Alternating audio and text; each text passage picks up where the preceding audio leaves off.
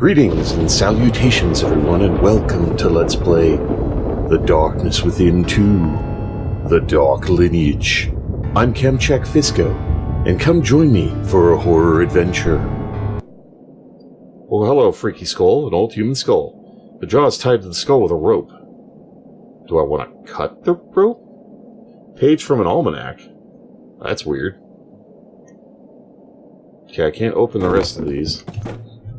Freaking furniture flying everywhere, man. Jeez. The hell? Black mirror is prepared in a human head shape. Well, that seems normal. This book seems so old. I see a lot of strange titles, like Antediluvian Shamanism, Book of Pronunciations, and From the Oceans of Pangea, Book of Haile bin Thazra, Cultes de Ghouls, Oshbrechin... I couldn't even read that one. Okay, and other names I can't even pronounce. Oh, you can pronounce those names, dude? Like, seriously? Okay, it's the same thing. Can I click on any... No, I can't click on any of the rest of the books, oddly. Okay, so I got a mirror. Wait, I could look under here. Can I use the mirror under here, maybe?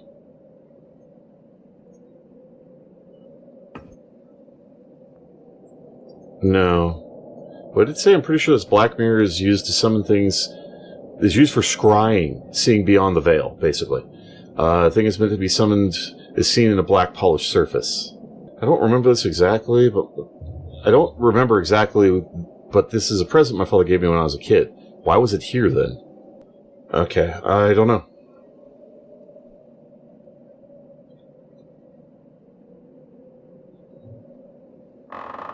Alright, let's try the other rooms. Can I just, like, use the mirror? How does the mirror work? How does the mirror work? Do I just click on it and click on things?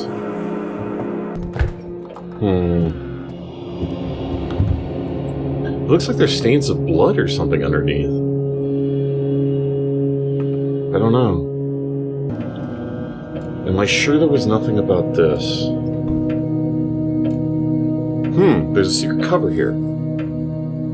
Oh, hello. Envelope I found in the jewelry box. Well, I'm glad I went back and checked it again. Alright, so what's the letter say? July 11th, 1983. Since I don't have anyone around I can confide in, I've decided to write down some things that have begun to gravely concern me about my husband, Nathaniel. We have some honest and nice maids, but of course I cannot talk with them about everything. The first 2 years of our marriage were great. We lived in a small apartment in downtown Wellsmouth. But soon I fell ill. It was nothing serious, but Nathaniel strongly insisted that we follow the advice of doctors and move to this house. The house had been empty for a long time, about 18 years, I think. It was built by Nathaniel's ancestors, and his family line has always lived here. But he's never been here before and didn't know much about the place. We learned most of what did know. Okay, yeah, I read that right. That's just what did know from some friendly locals. That's a broken sentence, man. Of Arkhamond, the closest town to this isolated place, but not everyone treats us in a friendly manner there. I always felt a strong hostility toward us. Yeah, okay, that's a sentence, but it sounds like it's missing a noun referring to them, especially from older people. When they looked at me, I felt goosebumps all over my body. Soon I learned the reason for this bizarre animosity. Back then, we didn't have any servants. When Nathaniel went to his study, I was all alone, and what I enjoyed most was going down to Arkhamond in our car. I love that old town. It has a strange, mesmerizing aura of long-lost ages and always made me feel like I was in an old medieval village. But the townspeople, not too long after we arrived, I noticed that their attitudes were as old as the town itself. Most of them were highly pessimistic and superstitious. Some shop owners and innkeepers told me the truth behind their hatred. They hated Nathaniel's family and even hated outsiders like me who weren't part of the same bloodline. They told me that Loreid lineage had always been despised in Arkhamond, and that this contempt was handed down to each new generation. I heard some of the tales about the family, childishly, unbelievably, but genuinely frightening tales. When I told Nathaniel about these, he just laughed them off. He said that every uncivilized town has this kind of folklore. He was right, and this should have quelled my concerns, but I still thought that something was deeply wrong. After a short time, my fears were confirmed. Nathaniel started to change. He started to speak in his dreams with someone named Howard Loreid, and gradually spent more time in the family tomb. Well, that's not disturbing at all. I still don't even have the slightest idea what he was doing in there. I always loathed that building. Just once I went inside, but it creeped me out with all those old coffins of dead people, strange carvings and macabre pictures on the wet, mossy walls. At first, I rationalized Nathaniel's new behavior as simply a belated interest in his heritage, because I'd never heard him say anything about his family until then. But then he started to speak about how the Loreids lived in this house under a veil of strange secrecy, how various generations had built and restored the house, even explaining when and why they built that tomb in the garden. They built the tomb in the garden? Is that what that little shed was that we saw? That's a tomb? Holy crap. Maybe it sounds strange, but I continue to believe that the changes in him were nothing more than a temporary result of his newfound interest in his family history. I had no choice but to hope that his interest faded, he would return to his normal self, but soon the opposite proved true. It seems he changed after coming to this house. Yeah, that's not a good sign for us, dude. Nothing else? Okay. July 18th, 1983. As time passed, Nathaniel became more obsessed with his lineage and its dark secrets. I often saw him in the study, looking out of the window but lost deep in thought. After a few months, he developed some strange habits like sleepwalking and speaking to himself. Well, I mean, he could have been a YouTuber if it's just the latter. He also started to correspond with strangers. I've never seen the content of the letters, but judging from his reactions when he saw me getting a reply from the mailbox, it's clear there's something very special about them. I tried to convince him to see a psychiatrist, but he strongly opposed. He said there was nothing wrong with him, that he's just a man investigating his own past. As a Loreid, he said, he was late in taking over his family's property, but from now on he would live like a real Loreid. It's Loreid. Why do I keep saying Loreid? I don't know why. Around that time, our son William was born. Despite my concerns, it was the happiest time of my life.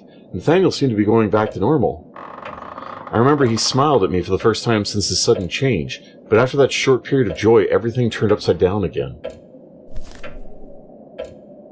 He was my father. William was your father. Yeah, that makes sense. Okay, nothing else on this page. September 7th, 1983. Among the disturbing things Nathaniel began doing in the house, and still does, I hate the strange meetings with his fellow correspondents most. Those who attend are disgusting beyond words. Their looks, their smells, their use of language, they're completely repulsive. These meetings, which no one other than Nathaniel was allowed to attend, started to be arranged when Williams was 5. In secrecy, sometimes they talked for hours. After William's 5th birthday, Nathaniel changed even more drastically. Sometimes he mentioned distant and unusual places and how he wanted to visit them. It became too upsetting for me to even listen to such childish ravings anymore. I know even if I told him to stop, he wouldn't listen to me, for he is not the same person I married anymore. I cursed the meetings for this drastic change in Nathaniel's moods and behavior. The visitors poisoned him with their stupid thoughts and beliefs. I don't doubt it. Really? There's nothing on that? Okay. There must be a lot of pages, I guess, because it looks like it keeps going. It's probably going to go up until the point where she ran away is what I'm guessing the log's going to do. September 22nd. I don't know what to do anymore. 5 days ago, something awful happened. In the dead of night, a stranger with a little boy showed up here. Strangely, he seemed to know Nathaniel. They spoke for about 3 hours, and then the man left without the child. Then I learned that the boy was brought here to live with us. An unlawful adoption. I don't remember anything after that, as I suddenly collapsed and needed to be hospitalized. I stayed there under surveillance for 4 days. When I came back, neither the child nor the maids were here anymore. Only Chet remained, our eldest servant. When I asked him about the maids, he said they quit, and he didn't know anything about the boy, but I could easily tell he was lying, and that he was obliged to do so. I don't know what happened here, but it seems that something went terribly wrong. Nathaniel doesn't speak to me anymore. He's always silent and seems confused, but I know that the boy is still around here somewhere. I can hear him, his screams at night. Jacob Armitage told me the same story. Why on earth would someone want to take a child from a stranger? What was so important about this child? Was it a child from a stranger or to a stranger? Same result. Nothing in particular. Alright, let's keep going. April 14th, 1987. 5 years after that? Wow. I haven't written anything in this diary for years. In fact, if it didn't abruptly catch my eye, I wouldn't have even remembered it was here. I'm not good with remembering anything anymore. Last year I needed to be hospitalized again. But this one was very serious, I think, and I stayed in the hospital for 3 months. Anyway, finding this diary was a fortunate coincidence, since yesterday Williams visited us. This is the first time he's come home after graduating from college. Wait a minute, that math doesn't add up. 83. Your kid was born in 83. Williams was born. And it's 87 now, and he's graduated high school? That's only 5 years later. Is this supposed to be 97? Did they get the date wrong? Because that doesn't add up. This is the first time he's come home after graduating from college. Oh, from college even. So this should be like 2007 or something. I can't even remember how many years it's been since he went away. How shameful for a mother. But he was not alone. He brought his wife and child, Howard, with him. What a lovely boy he is. It's heartwarming for me to see my grandson. Williams hadn't told us he even got married, but this is not unexpected. I was forced to send him to school in Wellsmouth at such a very young age. I didn't want him to leave, but I couldn't let Nathaniel and his friends affect him. Okay, I'm sorry, the date thing's like really bugging me, because it's been 5 years, and allegedly he's already in college and has a kid. The math doesn't add up. It's only been 5 years. I was very happy yesterday, but now I've noticed something I didn't then, and it shakes me. Maybe this is stupid, maybe I'm making this up, but I was annoyed by the way Nathaniel looked at Howard. As strange as he's acted at times, I've never seen him like that before. That glint in his eyes. He didn't take his eyes off Howard for the longest time. All the time I dismissed it as simple love for his grandchild. That's only logical, of course, but now I suspect it wasn't that at all. That countenance he wore as he gazed on the child, I can tell it was not affectionate pride in Howard, but something solely wicked in nature. That triumphant look actually was diabolical beyond imagination. She found out what his plans were for us. I don't remember exactly when or how often I came, or what I did here, but I visited this place before. There's some hazy memories that have started to come back to me lately, particularly about coming here, but I don't remember anything in detail, and I'm not really sure I want to. What, you mean after seeing the Shoggoth you don't want to remember more horrible shit? Why not? So my father, just like my grandfather, was not aware of the wicked past of the Loreid family. Why did I keep saying Loreid? I'm so stupid. Alright. Let's see how this ends. What horrible thing did he have planned for us? August 28, 1988. I can't take this. Nathaniel's no longer even human. He and his disgusting friends are planning something terrible for Howard. I've got to get away from this cursed house, which I never should have come into in the first place. From the first time I saw it, I felt this house was no good, like something ungodly from the past still lives here. Yeah, a Shoggoth. I'm going to escape and go to my son's apartment. I must warn him never to come here anymore, neither he nor his family. They are speaking about Howard all the time, so nonsense about summoning him beyond time. There's nothing but madness here. I'll also take that shiny metallic thing that Nathaniel wears around his neck, hanging around his neck. I don't know what it is, but I do know that it's important for them. I will take it with me so that he can't find it. I won't let them do any harm to my son and my family. My grandmother wrote that she took a shiny metallic object when she tried to escape.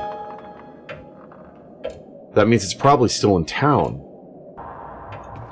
Alright, it made a big deal about ducking here. The only thing to duck was for this, but you don't have to duck to see it either. Ducking is important. Okay, is there something that can be seen if you only duck, maybe? Get out of the way, you stupid couch. Flying all over the place like witchcraft nonsense. Well, this pattern's different from the others. On the floor. Come on, chair. Get out of the chair. Get out of the chair, you're killing me. Move. My personal thanks to each and every one of you for tuning in. You all are awesome viewers. Really appreciate you taking the time to watch this video. It means a lot to me, and I do hope you enjoy it. You all take care of yourselves. You want to see more of me? Keep up the video list or stay tuned for more. Feel free to leave a comment below. Please remember to take that like button if you enjoyed the video. In the meantime, fare thee well, everyone.